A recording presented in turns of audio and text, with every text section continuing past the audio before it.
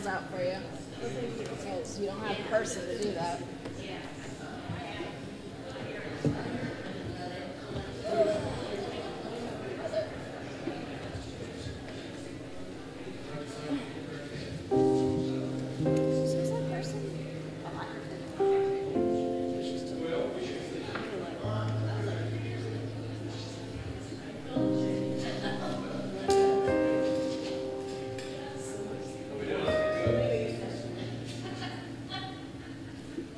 When I thought about my future life, I thought I would follow the longevity of my 90-year-old great-grandmother and 104-year-old grandmother. I predicted time was on my side.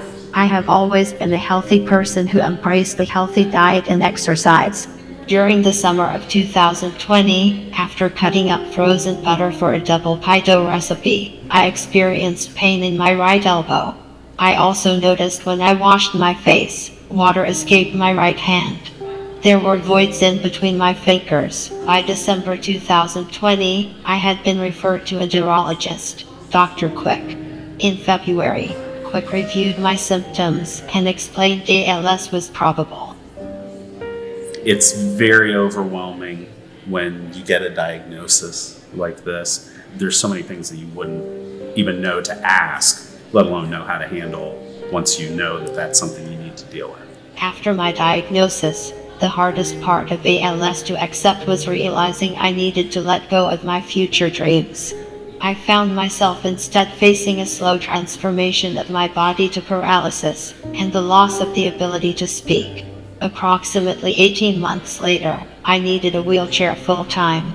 Now I am paralyzed from below my neck. Rob is my caregiver. He greets me each morning and dresses me, getting me ready to greet the day. After he finishes scrunching the recently spritzed water into my curls, he selects earrings for me to wear. Our teen sons have adapted to becoming helpful whenever I need assistance, if Rob is busy.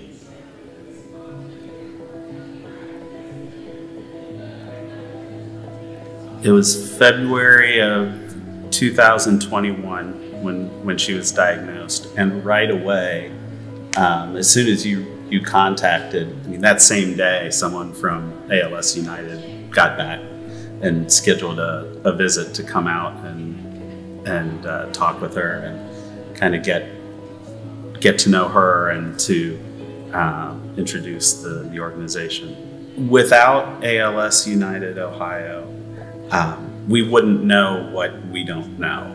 It is a full-time job being a caregiver, and I know there's people out there that do everything, and it amazes me because the amount of time that we spend doing everything every day, whether from getting up and getting her ready for the day, feeding, lots of appointments, and so there's a lot of driving around and so on. But I'm really lucky and glad that I can be the one that's her caregiver. I think a lot of people, when you hear about someone that has a terrible disease, people are like, you think people would go the other way. They wouldn't.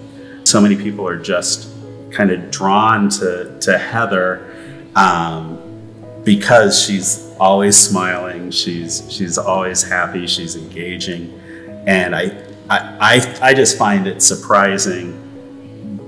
I've always known she's wonderful, but people, people just look right past the handicap, the disease, the problems, and just still engage with, even though it takes a while for her to speak with them, whatever.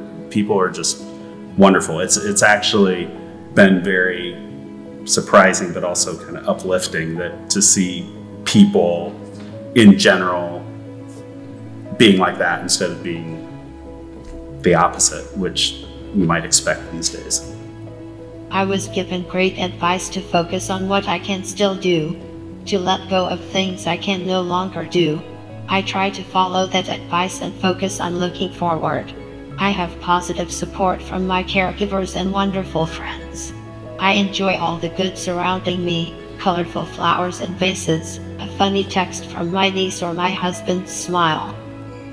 My advice for others who are diagnosed with ALS is to discover what you are able to continue doing. Let go of what you have lost. Importantly, do not focus on dying. Focus on living with the disease. Check off as many of your life goals as possible and enjoy making memories.